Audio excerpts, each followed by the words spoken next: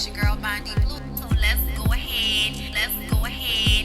Hey everybody, what's up? It's your girl BondyBlue. Okay, follow me on Instagram and let's get into the video. Right?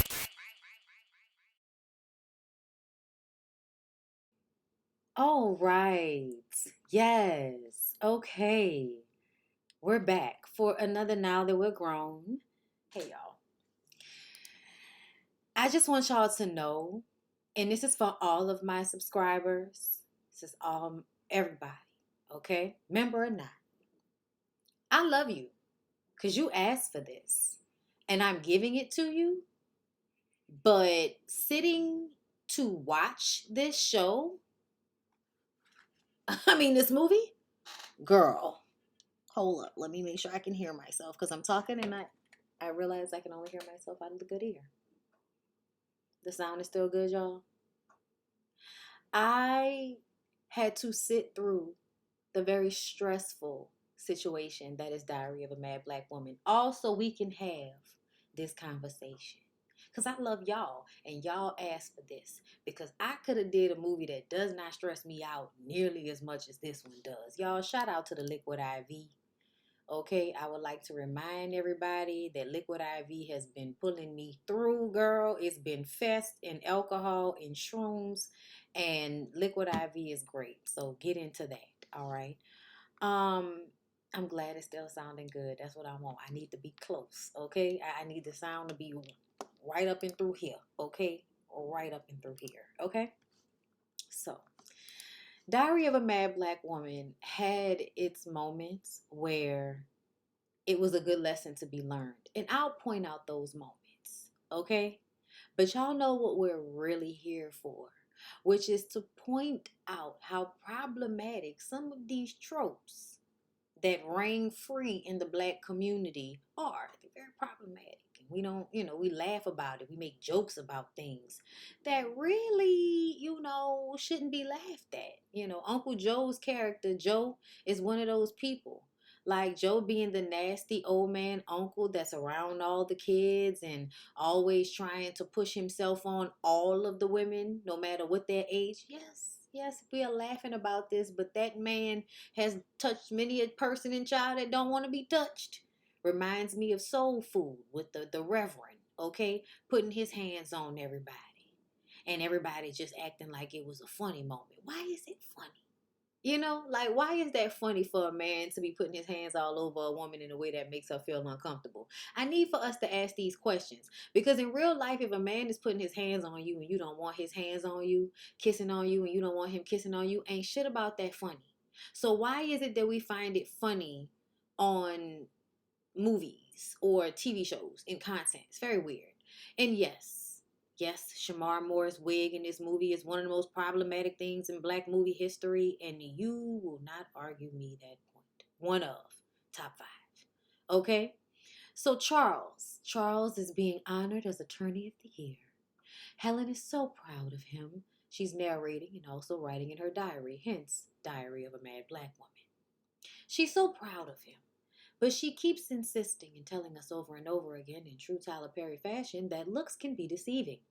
Some days she thinks he loves her and that he cares, and others not so much.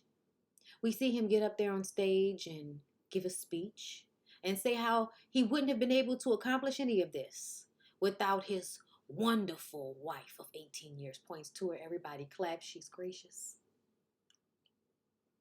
It's beautiful. He goes over to her, kiss her, she looks at him lovingly, touches his face. But we won't forget the fact that we saw him eyeing the Puerto Rican girl with the curly hair. And saw her eyeing him. We saw that as soon as the movie started, okay? So we know when the wife is telling us that it's not what it seemed, that this is all an act. It's all an act. We didn't realize how soon we would find out this was all an act when we first saw this movie. We didn't know how terrible this was going to get. This movie is terrible, y'all. Like, as soon as I turned the movie on, my nerves was bad. Okay? They get back to the house, and she says, why don't I run us a hot bath? And he says, I forgot something at the office. Real aggravated, nonchalant. She asks, who is she? And he says, when you pay some bills around here, Maybe you can ask me some questions, okay?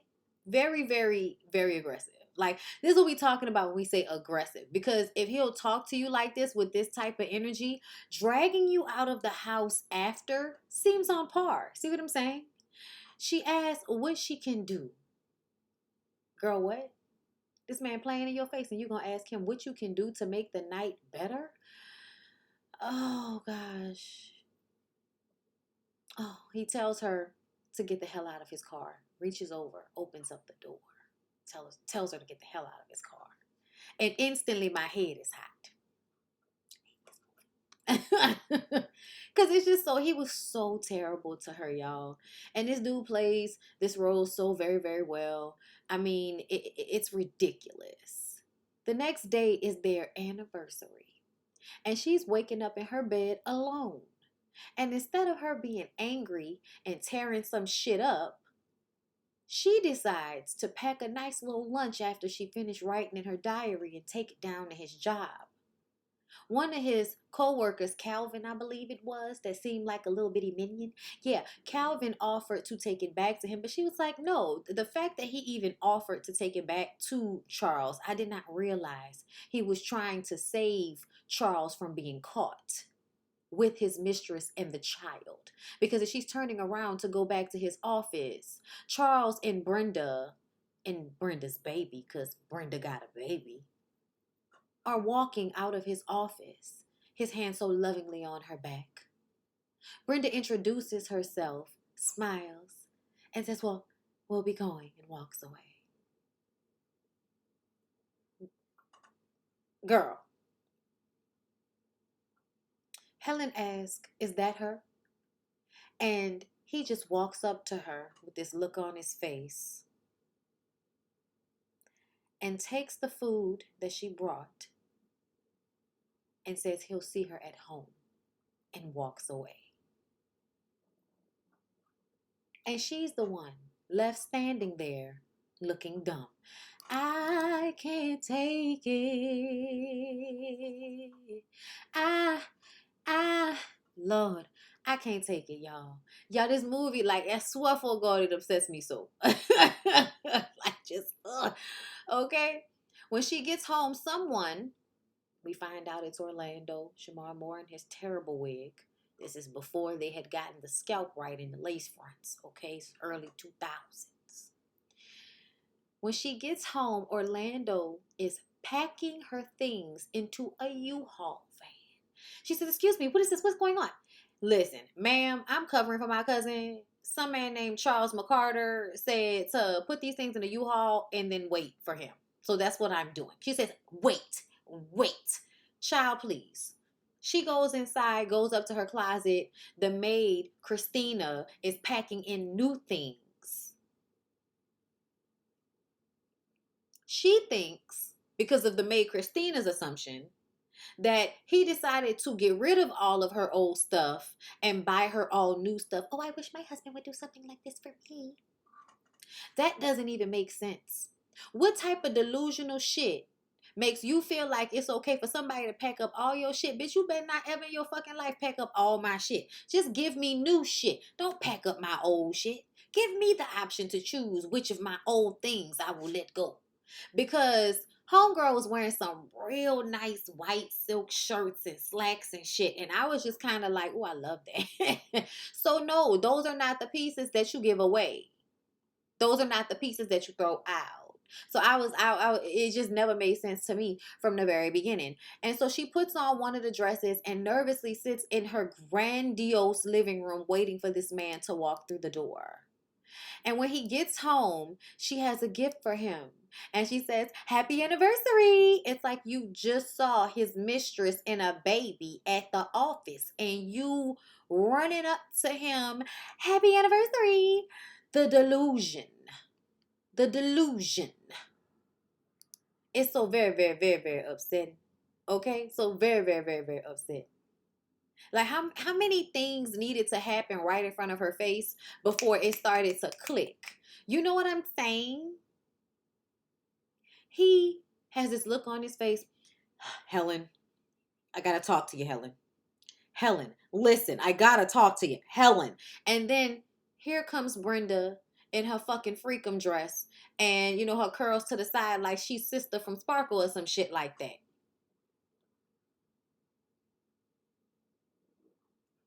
Charles, what's this? Brenda says, is she wearing one of the dresses I picked out? He tells her it's over. He hasn't touched her in a year. He hasn't been happy in years. So don't act surprised, Helen. She asks, what am I supposed to do without you? Brenda says, oh, please don't tell me you're one of those begging sisters.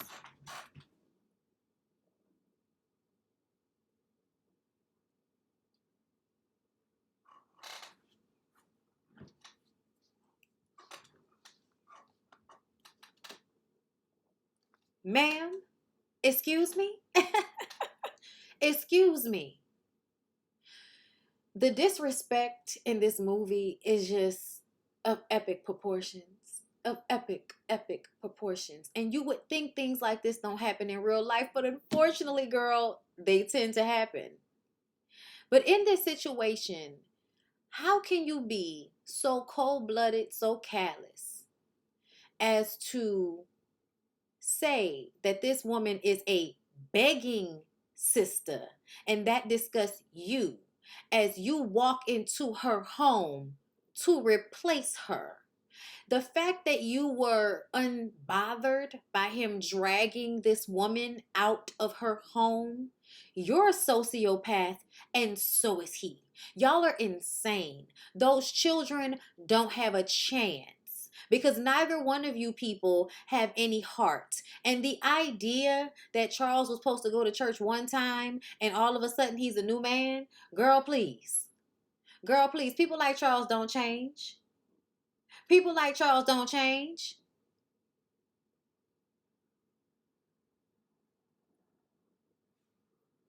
But this lady really just said this to this woman in this very fucked up moment. This should be considered fucked up for anybody. You know what I'm saying? I would have been reaching for her neck at that point. On like it would have been a I'm punching him and then punching you all in the same punch. Okay? Yeah. Okay? Somebody was going to catch the fire. I would have been like, you know what? Let me just go get something. And then I would have came downstairs like bussing or something. Like putting like lighter fluid on somebody, like throwing bleach in somebody's eyes. Like something would have had to happen. Like it could not have turned out like this. And the moment when she says, Charles, how could you do this to me? I am your wife. It means nothing to him, ma'am. It means nothing to him, ma'am. And then he proceeds to drag her drag her like Ike Turner dragged Anna Mae through the hallway of the house, y'all.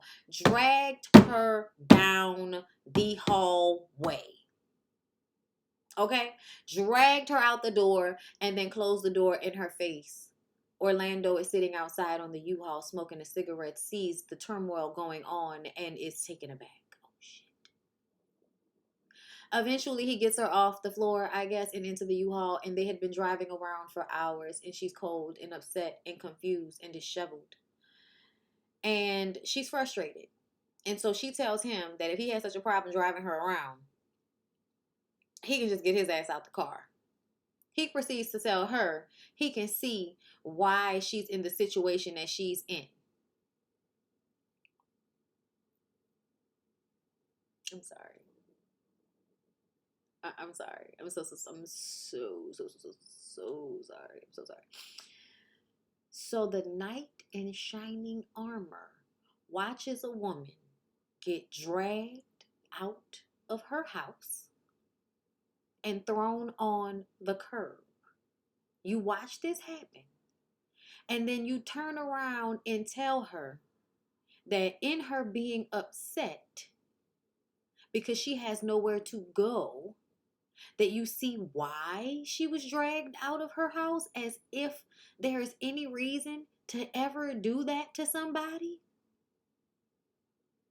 She explained to him that he alienated her from her family, put her mother in a home because she didn't fit into his American dream. And he proceeded to say that to her. So she kicked his ass out the U-Haul in the middle of nowhere and then went to Medea's. Medea came to the door busting because it's too late at night for anybody to be coming to my door for anything other than some foolishness. She asked Helen, what the hell you doing out here, girl? You live all the way on the other side in a mansion. In a mansion. What is you doing over here? Oh, I just wanted to come and see you. Medea can tell you, are you on that stuff? Is you on that stuff? No, she not on that stuff. She was acting like she didn't want to let her inside, but she let her inside. Helen runs into Deborah, her cousin, who's on drugs. Okay, you know, she comes in and out to get something to eat. She says that they both got lawyers, you know, after they hug. It's like, both of us said we wanted rich men. We both got lawyers. Because Deborah is married to Brian, played by Tyler Perry, as we've discussed. Brian is Brian in everything other than Why Did We Get Married? But every Medea installment, Tyler Perry is Brian, okay? Medea asked what's going on with her because she called Charles, and Charles said that they're getting a divorce. Helen seems to think because she signed a prenup, she doesn't have any rights to anything. And she can just be dragged out of her house. And I'm just kind of like, what type of affluent woman married to a lawyer is not aware of her community property rights? When Medea said you're too damn busy shopping instead of looking at deeds, that was a word. That was a word. Girl, what the hell wrong with you? You was married to that man all them years, and from what it sounded like, you was with him when he was slinging dope. And you mean to tell me that you didn't have anything in your name and you are unaware of community property, so you let yourself be dragged out of your house when you really should have called the fucking police on that nigga? I'd have called the police on him. No, you can't just drag me out my house. I'd have called the police on him. I'm still his wife. He just came home today and packed all my stuff up, but my mail is still coming here. They in Georgia. There's no way he should have just been able to kick that lady out her house like that. That shit is unreal. Oh, God. Medea says, girl, 18 years of cooking and cleaning and having bad sex is a damn job. Okay? And I ain't finna have this. We going over there. Okay? So they go back over there to the mansion. Drive through the damn security gate. Don't nobody care. Wrong. Okay, I was happy for it. Okay, I'm not about to have no argument with no little middle-aged fat white man about this. Move out the way, sir. Medea looks at the clothes because they went upstairs to the closet, because I don't know why the main space that everybody runs to in this house is the closet. I don't know. But they run to the closet and they look around.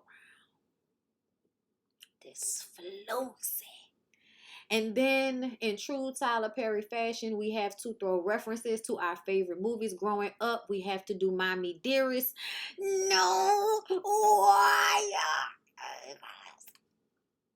And they proceed to just tear everything up in the closet. At first, Helen was having a hard time, but she had to tell a girl, rip it for every black woman that never went through something with a black man.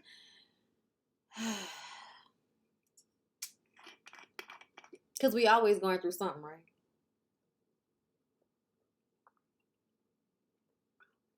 Child. After they finish tearing the closet up, Helen goes downstairs to try to get some cash, since that nigga just kicked her out with no money. But that's when him and Brenda came home from playing tennis. And so Brenda thought she was going to do taekwondo on Medea, even though, first of all, Medea got a gun. But also, when Charles finds Helen in his office trying to get the money, oh, you trying to steal from me? And gonna grab her and start shaking her. So when Medea was about to put the smack down on Brenda dumbass, she hears the commotion going on downstairs, run downstairs. Oh, I want you to do it. Hit her. I want you to do it. Do it in front of me. Okay? And Brenda is talking about calling the cops. And she was like, yeah, call the cops so I could tell them how you're putting your hands on my granddaughter. Okay? Yeah. Call the damn cops. For some reason, Charles didn't want the cops to be called. Helen says, you will reap what you sow. Okay, color purple moment. Everything you done to me, I already done to you. That's what that was. Brenda proceeds to say, because I know how to catch and keep a man. Girl, do you? Do you? Or are you just manipulative and that nigga got played? I don't know. That's what it felt like to me. So they hear the chainsaw. Brrr. Medea has somehow come up with a chainsaw. Bitch, I don't know where the chainsaw came from. Did she go to the garage? We missed it. I need it for it to make sense. But either way, she cut everything in the living room down the middle, even the damn piano. And then she and Helen got arrested, which I don't understand how you can arrest somebody.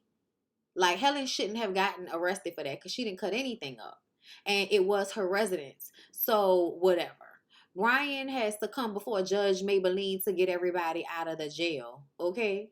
And because Helen is a first time offender, nothing really happened. But Medea had to be on house arrest, child. Okay? Had to be on house arrest, girl. Child, not it was in her bra. That's child, you ain't never lied away. My auntie would keep shit in her bra. Okay, the whole grocery store was in there. So they throw a house party since, Medea can't leave the premises. Okay, ain't gonna hurt nobody. Let's get on down. I love a good, barbecue soundtrack, girl. So Brian got them off and he brings the kids to the party, including his oldest daughter, Tiffany, and his little boy, to remind y'all Brian's wife is out here on them drugs. Okay, she's addicted to drugs. And she's running all through the neighborhood looking a mess. Okay? And Brian is very resentful of that fact. Okay? So Joe and the old folks smoke weed. Do y'all know the lady that smoked the weed and then saw the rabbits and stuff running around?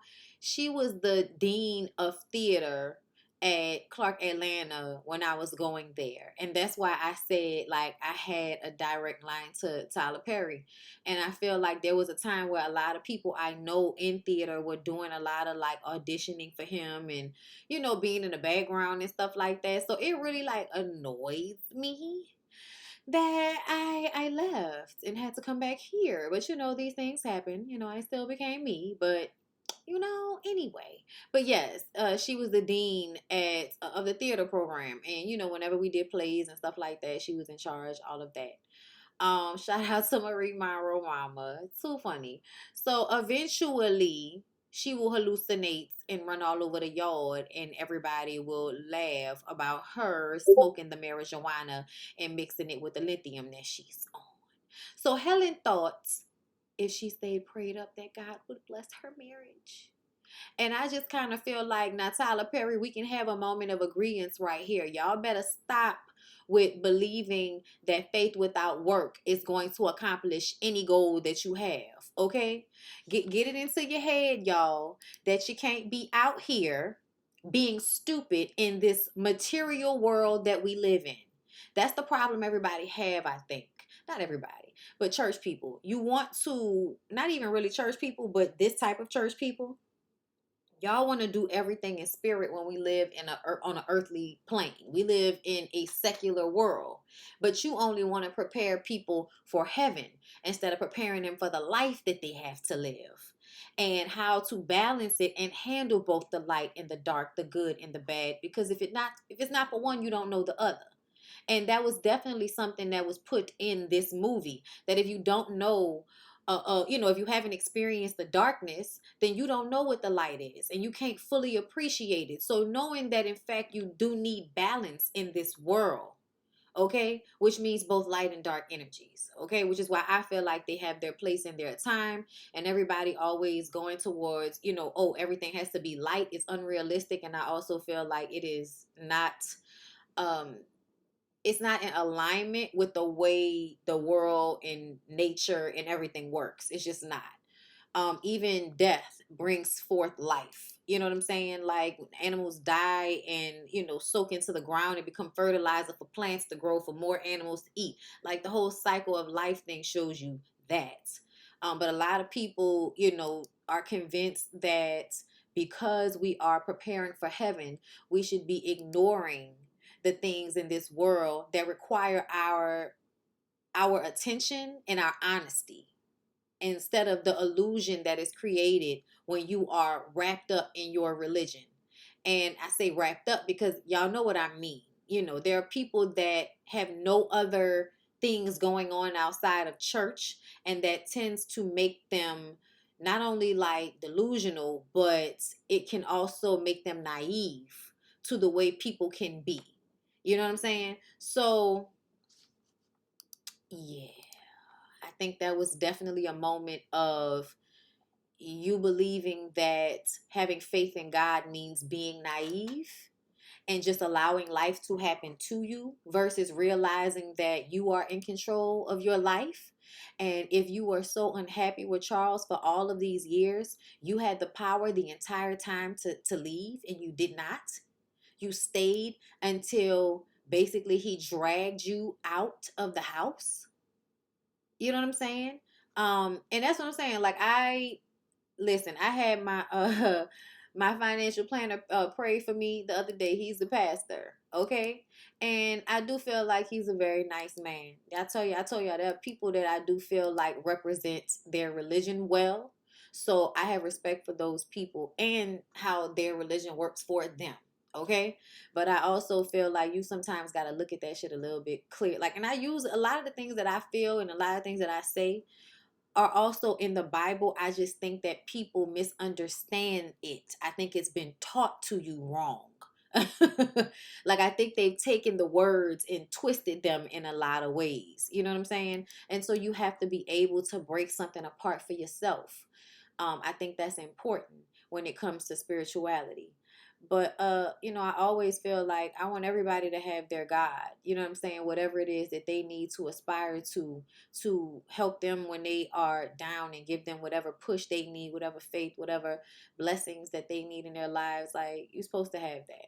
Whatever that is for you. I just don't feel like you should be able to dictate the religion of anybody else. And I don't feel like your practice is the only practice worthy of respect. And I have an issue when people act as if their religion is the only one that deserves reverence and respect. And a lot of Christians do that. They did that in one of the songs on this movie. And I was fully in the moment. You know what I'm saying? As somebody that grew up in church, girl, you can't sing a good church song with feeling, and I'm not gonna cry. Like, you just not. It's not gonna happen. So when we get to the end of this, we'll discuss that. But the lyric to the song was not Buddha or Muhammad. Jesus is the name I shout every day, or something like that. And I was just like, why is that necessary? Like, why is it necessary for you to draw reference to other people's religion as that's not the one? Mine is the one. That competitive spirit in spirituality seems toxic to me. I'm just gonna keep it a buck. But pressing through, so they discuss women loving harder than men, and Brian made a great point that men love just as hard as women. It's just not as easy. Yeah. This line right here. This line right here. Did not feel like that was necessary at all. And quite condescending to people who may want to understand Christianity but have other religious beliefs as well. I think the idea that you can only study one, you can only understand one, is a mistake.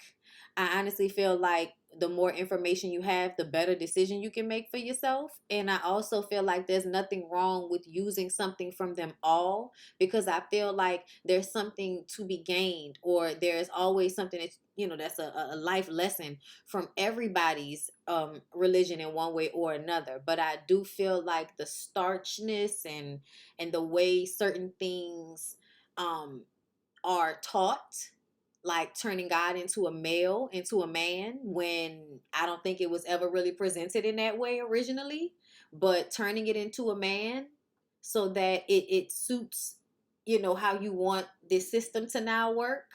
Like, to ignore that, I feel like it is being ignorant. So, They have a common thread. Yes, I think you learn all spiritual practices. Right. Very condescending. Whatever Muslim was in the service that day. Right. Like it's just why that's why people can't can't feel safe in all of the spaces because you already like have it indoctrinated to ostracize those that don't believe the same as you, as if everybody has the same upbringing or the same experience or the same culture or even live on the same damn continent for that matter.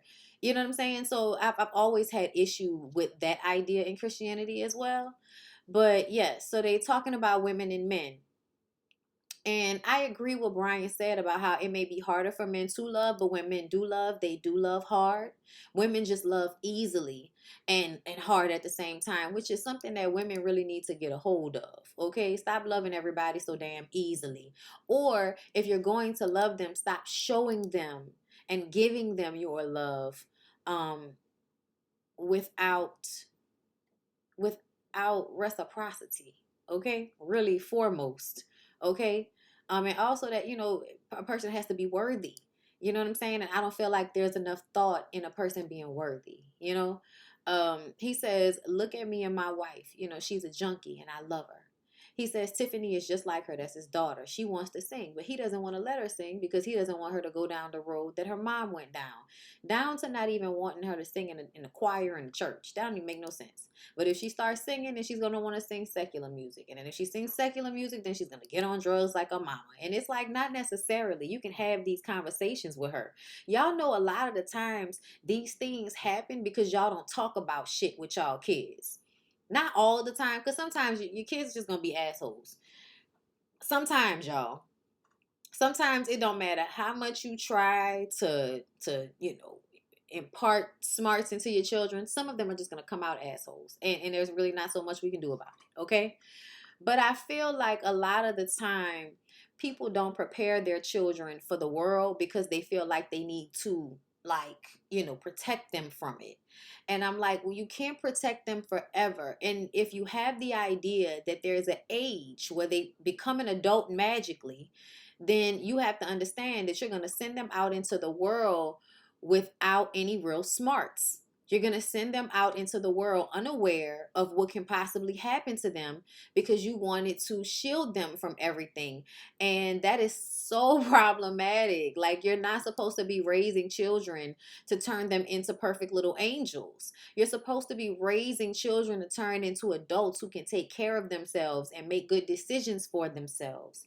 And, making all of these decisions for them, being this way where you always trying to control what they have going on, I think a lot of times it just pushes them into doing exactly what you don't want them to do. You know what I'm saying? Don't be indiscriminately giving your love out, just doing what they feel they need to do. Right. From what I've seen, some people go down the wrong path because they didn't talk to them. And see, that to me, that's more so what I see is not having these conversations. Like, all you got to do is talk to her. You know what I'm saying? Let her know what's going on. What are these drugs? Okay, I would talk to them. These are these drugs. These are those drugs. Okay, weed is not so bad, but that's where you should stop.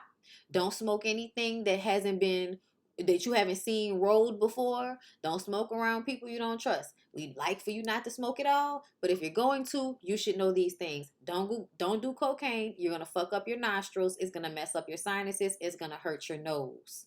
It's also an expensive habit, and the high doesn't last that long. Crack, same thing. Cheap habit, bad on your body, existence, mind, and everything else. You'll basically ruin your life because you won't care about anything else besides that. You'll rot your teeth out. You'll look crazy. You'll act crazy, and your body will never fully recover if and when you decide to clean up.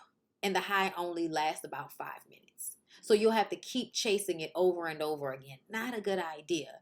Dope. Same thing as pills. You're going to be chasing the high. The first high, it'll be really, really great. But after that, you'll just be chasing it over and over and over again, never fully achieving it. And in the process, you'll be running out of money. You'll be ostracizing your friends and your family. And you'll be stealing to support a habit that you can no longer support because all you care about is getting high and not working. You have to talk to your kids. You got to tell them. You got to let them know what it's going to look like. You know what I'm saying? If you let them know what it's really going to look like, they will make better decisions because they'll be like, I don't want to do that shit because I already know what that's going to look like.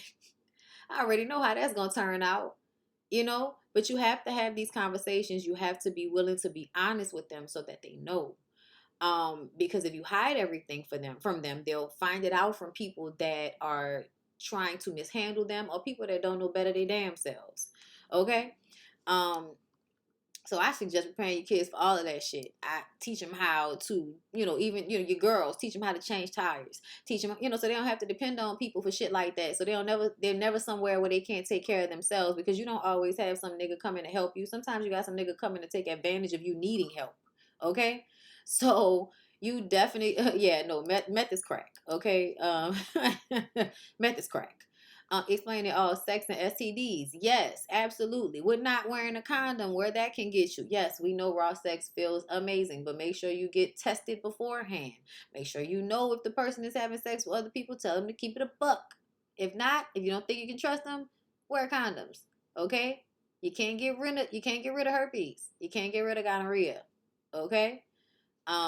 So yeah, you got to have these conversations. Do they still have programs in school? No, not nearly as much. No, I don't think they still have those programs like that, which is why it's so important to have these conversations with your kids because they're not going to always get it in an educational form anymore because they're fighting so hard to keep these types of things out of schools for some reason. I guess you don't want your kids to know. Like, it's insane to me. Even back when we were growing up in the early 2000s and 90s, I can remember they always wanted to hide sex ed. They didn't want you to have condoms. The kids are fucking anyway, and you don't want them to have condoms. That shit used to always blow my mind because they would be like, it's giving them the permission to have sex. And I'm like, they're gonna have sex anyway. They're gonna have sex anyway. Even if they decide to wait a little longer, they're still gonna have sex. They need to protect themselves. And they don't need to believe that because they love their boyfriend and this is her first time that she can have raw sex with him and, not catch STDs on the first go round or get pregnant on the first go round. Like, it's crazy. The Dare to Addict pipeline is real. Dare didn't help much. Ooh, wow. Most will be misinformed by social media. No, they're trying anything or actually needing to know out of school. Right. Like, I never understand. Y'all want to teach these kids about shit they really don't need to know like that. You need to teach them about the stuff they need to know, how to balance a checkbook, how to do stocks and bonds and shit for real. You know what I'm saying? Like, help them with home loans. How do I open a business? Okay, like stuff like that. You can get rid of clap, but syphilis stays in your bloodstream, child. My mom put me in sex ed in middle school all 3 years, and after every class talked to me about everything. I didn't need to take sex ed because I was on it. Like something about, I don't know, when I was growing up, I had books. I watched it. Like I don't even remember if I actually got it in school. I'm sure I did, but I feel like I more so got it from my own research. They had a crackhead come to my elementary class to tell us her story. I was scared. Child, listen. That's don't be a Giselle, okay? Because that's exactly what Helen did. You a Giselle. You just gonna trust that this man gonna take care of you. And can we talk about the reason why you felt like you can trust this man so much because you felt like God sent you a husband? And that's what I'm talking about. Stop equating God to man. Y'all act like y'all not doing this, but subconsciously you are. Subconsciously you are. If you're a woman, I really want your God to be a woman. It could be the same God that's in the Bible. I don't understand who told everybody it was a dude. I don't know who told everybody it was a man. I don't know where they said that at, but how y'all know that's what it said originally? How y'all know they didn't just change it? Because I'm sure they did. I'm sure they changed it. Because to me, I always go back to one thing that they said at the beginning of the Bible. I am as I am. I am God and I am as I am. Y'all, who is I?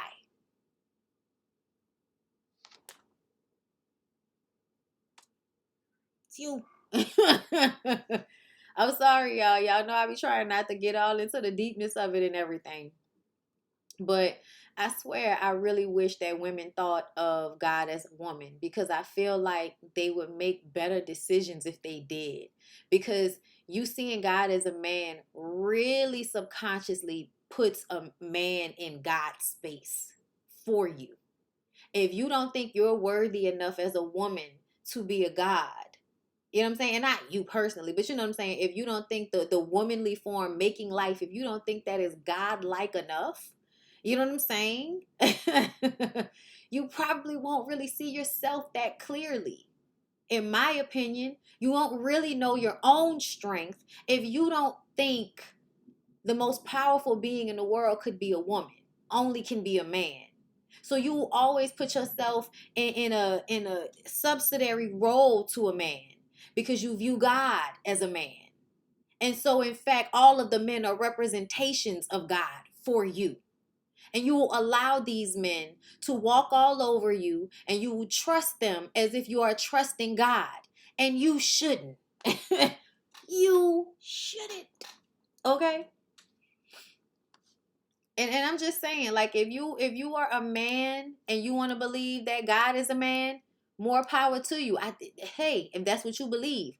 But if you are a woman, I really feel like you should, change how you think about that, because I feel like there's a reason that this male centeredness that we experience in this society is so ever present all over the place in so many different ways. It's present, even down to the way they plant trees. They don't even want to plant female trees. Like, it's insane. Okay. But yeah, y'all, the simple use for women should be enough. But yeah, it's just because I feel like it really puts you at a disservice, because that's what Helen's thing was. Helen was raised by Myrtle. Myrtle is all about God. God sent her perfect man, and so she was all wrapped up in Jesus and God and her perfect man that God sent her. And her daughter tells her at some point during this movie that she's not strong enough to stand up for herself. How can you be a grown woman married for 10 plus years and not feel strong enough to stand up for yourself? To me, that's insane. And I'm not saying that every woman should handle, they men with all of this aggression, but just you should still view yourself as a whole human being that can stand on your own 2 feet, is what I mean. It doesn't mean having to be aggressive. It doesn't mean having to face up to some man. But it just means I'm an adult too. I'm grown too. I can stand on my own 2 feet as well. You know what I'm saying? Hence all the pollen. Exactly. Hence all the pollen. Hence why I'm stuffed up for no damn reason. Okay? Y'all, it's crazy, like, when you really delve into all of, like, the ways this shit shows up, you really start to see, like, it really is a plan for you not to recognize your power. It really, really is, in so many different ways. And if y'all notice, the same way racism happens. Racism comes at you in all of these different ways. Okay? And it's meant to make you not recognize your true power, because if you were to recognize your true power, then you might topple a system that wants to keep you oppressed. So realize anything that's happening racially is also happening between the sexes. Okay? She do always play sad roles. She do always play sad roles. She do. But anyway, y'all, it's just that damsel in distress role that they push on us. And even me, like, I listen, even me, but it's because I've been so strong for so long. Now it's like, no, please do it for me. I don't want to be strong. Do it for me, okay? But I was raised to be strong. You know what I'm saying? But, along the way, my mom was also, like, one of the main people that taught me to be soft and to mind being soft. Like, be sure that there are moments where you are in your softness. And it's not for anybody else. It's for you. You know what I'm saying? Because essentially, I like being sweet. I like being, soft and feminine in the spaces where I want to be. But there are times when my aggression is absolutely needed and wanted. Okay, as far as I'm concerned. So I don't always feel the need to live in my feminine the way a lot of people feel like women should. But the moments where I am in it, I am absolutely appreciative of that space. But how would I even know that if I'm always in that space? And it's, again, with the balance. Okay? So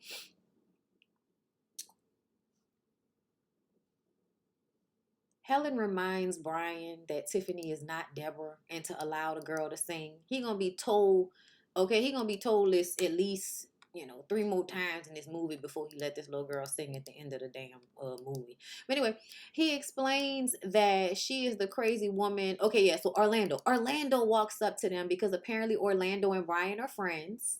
These braids are terrible. And Orlando explains that Helen is the crazy woman that threw him out of a moving truck, and he says, you know, she owes him an apology. And she said, you know, he paid you. It's not like you was some savior. You weren't doing me no fucking favors. He says that she's just another bitter black woman because of what that man did to you. Now every man behind him is gonna have to pay for it. She says, you don't know me. He says, I know. I watched a man drag you out of the house and treat you like trash. And she throws her drink in his face and says, there's another story you can tell my cousin. And I'm not bitter. I'm mad as hell. And I love this moment because he was being like the same thing he did in a van. Why is it that if you like a woman, you feel the need to press buttons and be inflammatory? Why do you need to be inflammatory towards this woman in this moment? Calling her bitter, she got thrown out of her house like 2 days ago. It was 2 days ago. Somebody, like, y'all, let me look up the definition of bitter. I want to look it up because I've always felt like, you know, don't it take you a minute to get bitter, angry, hurt, or resentful because of one's bad experience or a sense of unjust treatment? Oh wow, y'all really make bitter like that's crazy. Okay, I'm gonna tell you why. I'm gonna tell you what it is right now. Because this word simply means angry because of one's bad experience or a sense of unjust treatment. Okay? So when somebody says that, why do we instantly jump to something wrong with the person? Like it's your fault you're like this. Like that's what it feels like to me. When you call somebody bitter, it feels like something has been going on for too long and you're holding on to it. Like in our society, bitter makes me feel like holding on to anger.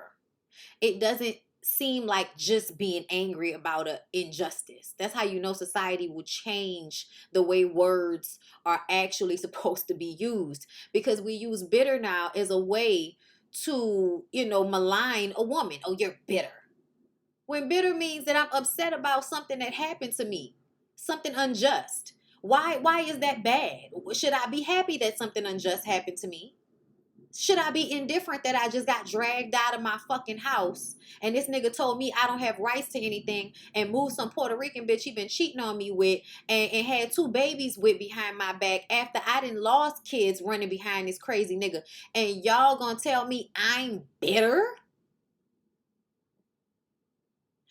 From now on, when y'all want to call somebody bitter, I'm gonna be like, yes, absolutely, and justfully so. Okay? Rightfully so. You should be bitter. If something like this happened to you, you should be bitter. You should be sour for a minute, bitch. Okay? You can, to me, when something like this happens, I give you 3 months to be good and mad. Good and mad. Here, I'm gonna leave you alone, but I give you 3 good months to be good and mad about some shit like this. Okay? Sitting up there. Y'all, they be working on my nerves. Okay, I can do it. I don't freaking feel it. Hubby can do it. I don't live in my feminine the way that many do, but my husband is clear. He's married to a woman. Exactly. And I don't feel like every woman has to show up that way. That's unfair too. The idea that we all have to show up and express our femininity in the same equal amount. Like that's weird as fuck.